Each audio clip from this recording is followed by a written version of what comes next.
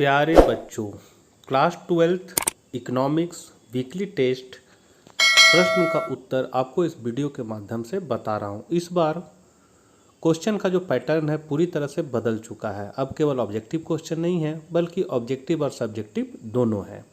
Channel पर पहली बार है तो ज़रूर सब्सक्राइब कर लें और ज़रूरतमंदों को यह वीडियो ज़रूर शेयर कर दें। तो चलिए आज हम लोग कुछ नया सीखते हैं। तो सबसे पहले आपका क्वेश्चन है, बाजार की निम्नलिखित में कौन सी विशेषताएं हैं। मतलब जो बाजार है उसकी कौन सी विशेषता होती है। तो पहला है एक क्षेत्र, मतलब बाजार के लिए क्या होना चाहिए, एक जगह होना चाहिए। आजकल ऑनलाइन का भी ज़माना है लेकिन एक जगह होना चाहिए। क्रेताओं और विक्रेताओं की उपस्थिति होनी चाहिए, मतलब खरीदने वाला और बेचने वाला का उपस्थिति होना चाहिए। मतलब दोनों जब खरीदेंगे और बेचेंगे तभी तो बाजार होगा। उसके बाद है वस्तु का एक मूल्य, वस्तु का मूल्य भी होना चाहिए तभी तो उस पर खरीद या बिक्री होगा। और यहाँ है उपयुक्त सभी। जनरली जब उपयुक्त सभी रहता है तो ज़्यादातर में आंसर वही होता है, इसीलिए हम लोग भी इसी को चुन लेंगे, उपयुक्त सभी को। मतलब पहला का डी हो जाएगा। दूसरा क्वेश्चन है, वह बाजार स्थिति जिसमें वस्तु का केवल एक विक्रेता होता है। वस्तु का एक विक्रेता मतलब एक बेचने वाला।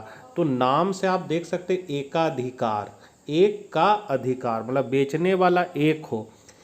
मोनोपोली, जिसको हम लोग मोनो मतलब होता है एक और पोली मतलब होता है विक्रेता। मतलब बेचने वाला जब एक होता है तो उसको हम लोग एकाधिकार कहते हैं। तो दूसरा का आपका बी हो जाएगा, एकाधिकार। तीसरा है, पूर्ण प्रतियोगिता बाजार की निम्नलिखित में कौन सी विशेषताएं हैं। तो पूर्ण प्रतियोगिता बाजार क्या होता है, ये इस तरह का इसमें चित्र बनता है। इसमें बेचने वाले बहुत होते, खरीदने वाले भी बहुत होते और उसमें एक ही मूल्य मतलब होता है। मतलब जो वो मतलब क्या कह सकते हैं कि आपका उद्योग द्वारा जो मूल्य निर्धारित कर दिया जाता है वो फर्मों को स्वीकार करना पड़ता है, इसलिए इसमें मूल्य फिक्स होता है। तो ये पूर्ण प्रतियोगिता बाजार कहलाता है। तो यहाँ पर आपका ऑप्शन है क्रेताओं और विक्रेताओं की अधिक संख्या, ये सही है। वस्तु की समरूप इकाइयाँ मतलब सब एक ही जैसा वस्तु बेचेगा। बाजार दशाओं का पूर्ण ज्ञान, मतलब जो खरीदने वाला है उसको बाजार के बारे में पूरी जानकारी रहेगी कि अमुक वस्तु यहाँ इतना में मिल रहा है, वहाँ इतना में मिल रहा है, वहाँ इतना मिल रहा है, मतलब उसको जानकारी रहेगी। और यहाँ उपयुक्त सभी है तो जनरली उपयुक्त सभी ही आंसर हम लोग चुनेंगे, मतलब आपका तीसरा का डी हो जाएगा। चौथा है विभेदीकृत उत्पादन विशेषता है। विभेदीकृत मतलब होता है जिसमें जो वस्तु बिक रहा है वो विभेदित हो, रंग रूप क्वालिटी में विभेदित हो, मूल्य में विभेदित हो। तो ये विभेदीकृत उत्पादन विशेषता किस बाजार में पाया जाता है। तो इसमें बोल रहा है केवल एकाधिकारी प्रतियोगिता में। ये एकाधिकार नहीं है, मतलब एकाधिकारी है, मोनोपोलिस्टिक इसको हम लोग बोलेंगे। मोनोपोली मतलब होता है एकाधिकार और मोनोपोलिस्टिक एकाधिकारी प्रतियोगिता, या इसको हम लोग एकाधिकृत प्रतियोगिता भी बोल सकते हैं।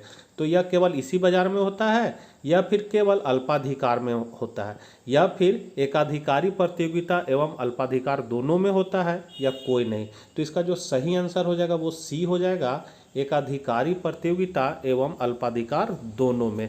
अल्पाधिकार बाजार का ही एक उदाहरण है एकाधिकारी प्रतियोगिता, जिसमें बेचने वाले थोड़े होते हैं, खरीदने वाले भी थोड़े रहते हैं और सब मिलता जुलता वस्तु बेचता है, लेकिन क्या होता है रंग रूप टेस्ट क्वालिटी सब पैकिंग दाम सब में अंतर पाया जाता है, जिसको हम लोग विभेदीकृत कहते हैं। तो यहाँ पर आपका चौथा का सी हो गया। पांचवा है एकाधिकार के लिए निम्नलिखित में कौन सा कथन सही है।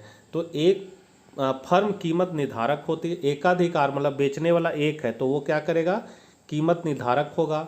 मांग वक्र का ढाल ऋणात्मक होता है, मतलब ढाल एकाधिकार में इस तरह होगा।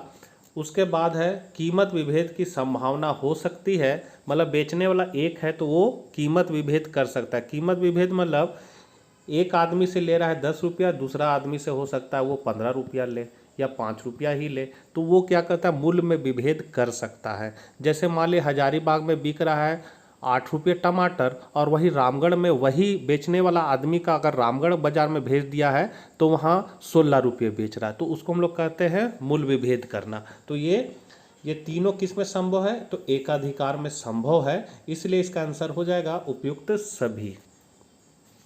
छठा है बाजार मूल्य पाया जाता है अल्पकालीन बाजार में, दीर्घकालीन बाजार में, अति दीर्घकालीन बाजार में कोई नहीं।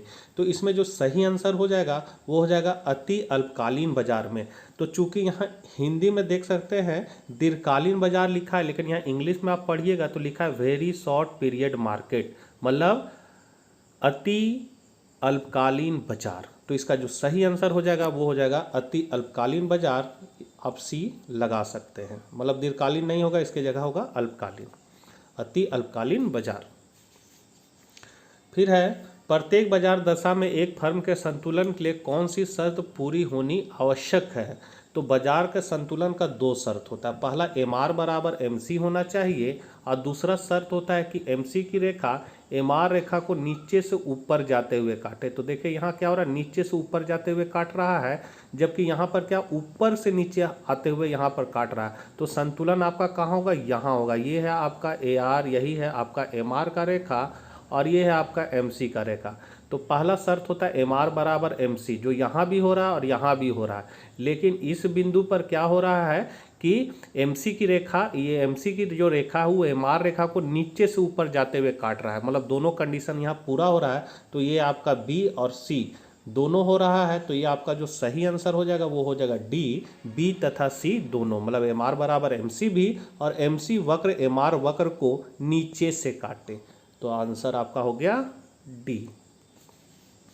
आठवां है एक फर्म का मांग वक्र पूर्णतः लोचदार होता है। तो देखिए लोचदार मतलब इस तरह होता है लोचदार, ई बराबर इन्फिनिटी भी कहलाता है। तो ऐसा किस बाजार में चित्र देखा है आप लोगों ने, तो ऐसा आप लोगों ने देखा है पूर्ण प्रतियोगिता बाजार में। तो इसका सही आंसर हो जाएगा आपका पूर्ण प्रतियोगिता। कहाँ पर है, तो ए ऑप्शन आप देख सकते हैं क्या लिखा हुआ है, पूर्ण प्रतियोगिता। तो ये करेक्ट आंसर है पूर्ण प्रतियोगिता। फिर है 9वां नंबर क्वेश्चन, निम्न में से किसने या किसके अनुसार किसी वस्तु की कीमत मांग और पूर्ति की शक्तियों द्वारा निर्धारित होती है। तो ये किसने कहा था कि किसी वस्तु की जो कीमत है वो मांग और पूर्ति की शक्ति द्वारा निर्धारित होगा। तो ये कहना है आपका मार्शल जी का, अल्फ्रेड मार्शल। इन्होंने 1890 में अपना किताब लिखा था प्रिंसिपल ऑफ इकोनॉमिक्स, और उसमें बहुत सारे सिद्धांत दिए। उन्हीं के अनुसार कहा गया है कि मांग आपूर्ति जो होती है वो कैंची के अनुसार रहती है, कि मांग आपूर्ति में क्या होता है, दोनों के द्वारा ही मूल्य निर्धारण होता है। तो 9वां का आपका सी हो जाएगा, मांग और पूर्ति मार्शल के द्वारा कहा गया। 10वां नंबर और लास्ट ऑब्जेक्टिव क्वेश्चन है, एक पूर्ण प्रतियोगी फर्म को सामना करना पड़ता है किसका, तो स्थिर कीमत का, स्थिर औसत आगम का, या फिर स्थिर सीमांत आगम। तो यहाँ उपयुक्त सभी हो जाएगा, इसीलिए इसका डी आंसर मान लेंगे, उपयुक्त सब मतलब सभी। अब आपका आ गया यहाँ से वेरी शॉर्ट क्वेश्चन। तो पहला है आपका पूर्ण प्रतियोगिता की परिभाषा दे। तो इसका जो आंसर हो जाएगा वो आप बोल्डिंग के अनुसार लिख सकते हैं कि बोल्डिंग के शब्दों में पूर्ण प्रतियोगिता बाजार की वह स्थिति है जिसमें किसी वस्तु के बहुत से क्रेता तथा विक्रेता होते हैं। मतलब पूर्ण प्रतियोगिता बाजार में क्या होता है, बेचने वाला भी बहुत होता है और खरीदने वाला भी बहुत होता है। फिर है विक्रेता समरूप वस्तु को एक समान कीमत पर बेचते हैं, मतलब जो बेचने वाला है वो सब लोग, जो बेचने वाले होते हैं वो सब एक ही जैसा वस्तु एक ही कीमत पर बेचेगा। और फर्म द्वारा कीमत निर्धारित नहीं की जाती बल्कि उद्योग द्वारा निर्धारित होती है। मतलब उद्योग बहुत बड़ा इकाई होता है और उसके अंतर्गत छोटी छोटी इकाई जो होती है वो फर्म कहलाती है। तो फर्म मूल्य निर्धारण नहीं कर सकता है, बल्कि मूल्य जो निर्धारण करेगा वो उद्योग करेगा। उद्योग मूल्य निर्धारित करता है, फर्म उसे स्वीकार करता है। जैसे मान लो हीरो होंडा कंपनी है तो उसके अंतर्गत आपका सीडी डीलक्स, पैशन प्रो, ये सब जो गाड़ी है वो हीरो होंडा कंपनी के अंतर्गत है। तो हीरो होंडा आपका उद्योग हो गया और पैशन प्रो, सीडी डीलक्स, ये सब जो हो गया वो फर्म कहलाएगा। 12 नंबर क्वेश्चन है, बाजार को परिभाषित करें। तो बाजार क्या है, तो बाजार का आशय किसी वस्तु के क्रेताओं एवं विक्रेताओं के ऐसे समूहों की उपस्थिति से होता है जिसमें स्वतंत्र एवं पूर्ण प्रतियोगिता हो, जिसके फलस्वरूप उस वस्तु की बाजार में एक कीमत हो। कहने मतलब है क्रेता विक्रेता हो, वस्तु का मूल्य हो और आपस में प्रतियोगिता करे, तो ये आपका बाजार कहलाएगा। 13 नंबर क्वेश्चन है शॉर्ट क्वेश्चन, पूर्ण प्रतियोगिता की कोई 3 विशेषताओं को वर्णन करें। तो पहला विशेषता है फर्मों या विक्रेताओं की अधिक संख्या, मतलब बेचने वाला का संख्या अधिक रहेगा पूर्ण प्रतियोगिता में, पहला विशेषता है।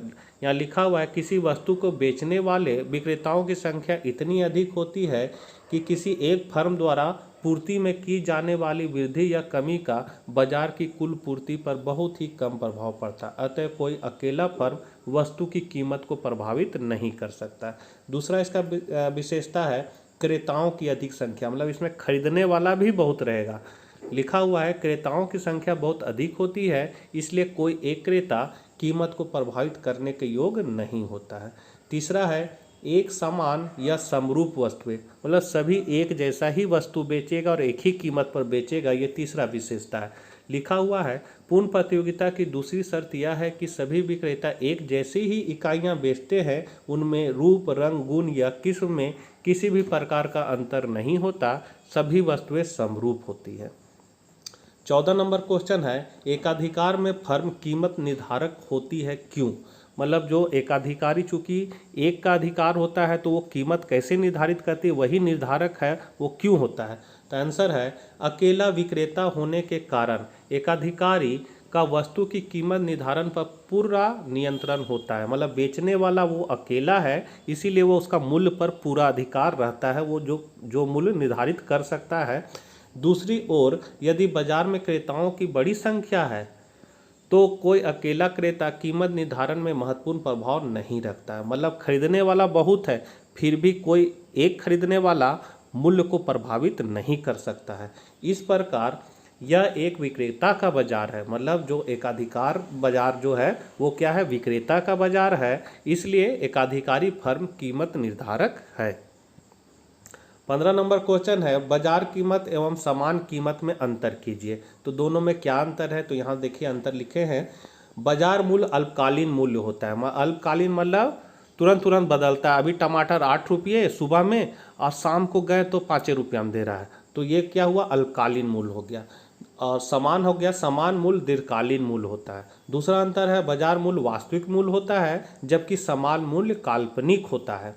तीसरा अंतर है बाजार मूल्य मांग तथा पूर्ति की अस्थायी शक्तियों द्वारा निर्धारित होता है, जबकि समान मूल्य मांग तथा पूर्ति की अस्थायी शक्तियों द्वारा निर्धारित होता है। मतलब जो मूल्य का निर्धारण होता है बाजार में वो मांग और पूर्ति के द्वारा होता है। ये मांग का रेखा, ये पूर्ति, जहाँ दोनों बराबर हो जाता है वहीं पर बाजार में मूल्य का निर्धारण होता है और इधर मांग और पूर्ति का पता चलता है। तो यहाँ पर जो है बाजार मूल्य जो है वो अस्थायी शक्तियों द्वारा निर्धारित होता है, जबकि समान मूल्य स्तर है वो अस्थायी शक्ति से होता है और बाजार मूल्य जो है वो अस्थायी शक्ति द्वारा निर्धारित होती है।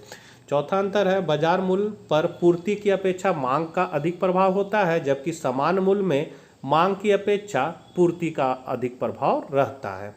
अब लास्ट क्वेश्चन है पूर्ण प्रतियोगिता में मूल्य का निर्धारण कैसे होता है? तो मूल्य का निर्धारण पूर्ण प्रतियोगिता बाजार में मांग और पूर्ति के शक्तियों द्वारा होता है। ये देख सकते हैं, ये मांग का रेखा है, ये पूर्ति का रेखा है। दोनों जहां आपस में बराबर हो गए वहीं पर वस्तु का मूल्य कितना निर्धारित हो गया, तो आप देख सकते हैं वस्तु का मूल्य निर्धारित हो जाएगा OP और मांग और पूर्ति हो जाएगी OQ, और यहाँ पर आपका संतुलन हो जाएगा।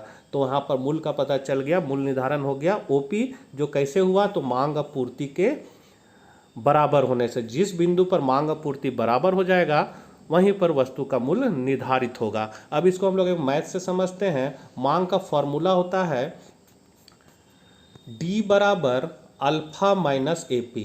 यहाँ D जो है मांग है, अल्फा YH का कटान बिंदु है, A जो है वो मांग का ढाल है और P है सो मूल्य को बताएगा। अब चूंकि मांग का ढाल कैसा होता है, इस तरह ऋणात्मक होता है, इसलिए यहाँ माइनस लगा हुआ है। अब हम लोग पूर्ति का फॉर्मूला देखेंगे, S बराबर बीटा प्लस BP। यहाँ जो B है वो ढाल को बताएगा, तो पूर्ति का ढाल कैसा होता है, तो नीचे से ऊपर दाहिनी ओर बढ़ती है, इसका मतलब इसका ढाल जो होता है धनात्मक होता है, इसलिए यहाँ प्लस लगा हुआ है। और मांग का ढाल में यहाँ चूंकि ऋणात्मक है इसलिए यहाँ माइनस लगा हुआ है। अब मूल्य कैसे निर्धारित होगा, तो मूल्य निर्धारण करने क्या होगा, मांग और पूर्ति को बराबर होना होगा। तो मांग और पूर्ति को बराबर कर दिए, D बराबर S कर दिए, या S बराबर D भी कर सकते हैं, S बराबर D कर देंगे। अब यहाँ S का मान क्या है, बीटा प्लस BP, तो यहाँ बैठा देंगे बीटा प्लस BP बराबर D का मान कितना है, तो यहाँ देख सकते हैं अल्फा माइनस AP। अब जिसका मूल्य हमको निकालना है वो आपका बाईं तरफ रहेगा। तो बीपी अपने जगह पर रहा, इसको उठा के इधर ले आएंगे तो प्लस एपी हो जाएगा। और ये अल्फा रहा, ये बीटा को बराबर के इधर ले आएगा तो माइनस बीटा हो जाएगा। तो हम लोग आगे देख सकते हैं यहाँ पर S बराबर डी कर दिए, S का मान बीटा प्लस बीपी बैठा दिए, बराबर डी का मान अल्फा माइनस एपी बैठा दिए। अब बीपी अपना जगह पर है, एपी माइनस में इसको बराबर को उठा के इधर ले आए तो माइनस है तो इधर आ गया तो प्लस हो गया। अब चूंकि हमको पी का मान निकालना है, मतलब मूल्य निकालना है, इसलिए ये बाईं तरफ रहेगा। बीटा को भेज दिए दाईं तरफ, तो ये बीटा इधर आ गया तो माइनस हो गया। ये दोनों में से क्या करेंगे, पी को कॉमन ले लेंगे, तो पी कॉमन ले लेंगे तो यहाँ बच गया बी प्लस ए बराबर अल्फा माइनस बीटा। अब चूंकि बी यहाँ गुना में है तो इधर अगर हम करते हैं तो ये भागा में आ जाएगा। तो क्या हो जाएगा आपका अल्फा माइनस बीटा, और ये बी प्लस ए नीचे आ जाएगा तो बी प्लस ए। तो मूल्य क्या निकला आपका, अल्फा माइनस बीटा बट्टा बी प्लस ए, यही निर्धारित मूल्य निकला। तो बच्चों ये थे आपके इस वीकली टेस्ट के क्वेश्चन के आंसर। आशा करते हैं वीडियो आपके लिए उपयोगी साबित होगा। मिलते हैं नेक्स्ट वीडियो साथ, तब तक आगे दीजिए। जय हिंद, जय भारत।